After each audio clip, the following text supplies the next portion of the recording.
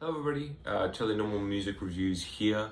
Finally continuing the DISCOG deep dive review of Rush's discography. It's been a minute. I live somewhere different now. During the whole moving process, I sort of just didn't really focus on making videos, and also I'm never great at consistency with videos, so I thought, too bad, it doesn't really matter. I did this for myself anyway, and if I don't want to do it, I don't do it. This is an enjoyment factor. And at the moment, though, I'm in a big mood to talk about Rush, to continue talking about Rush. So today, we are on to their third studio album, Caress of Steel. This album came out in 1975 as well, end of 75, as opposed to Fly By Night being in the beginning.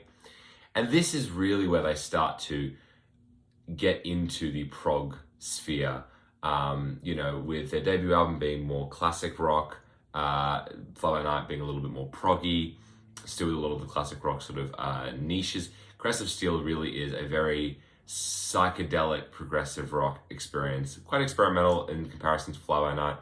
And this album was a flop. It's important to know that. This album almost cost them their career in a lot of ways. It really didn't live up to any of the minor success that Fly By Night did, and kind of left them a little bit stranded. This is a 5-song album. We have 3 opening tracks, which were all sort of short, tunes. Bastille Day, I Think I'm Going Bald, Lakeside Park. And the album caps off with 2 epics in a row, The Necromancer and The Fountain of Lamneth, which is 12 minutes and 19 minutes, respectfully. I've just got my little list up here, I don't want to turn that off.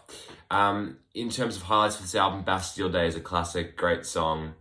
I Think I'm Going Bald and Lakeside Park I could probably live without, although I do enjoy Lakeside Park. And then onto the main epics, the things that make up the bulk of this album, The Necromancer and The Fountain of Lamneth.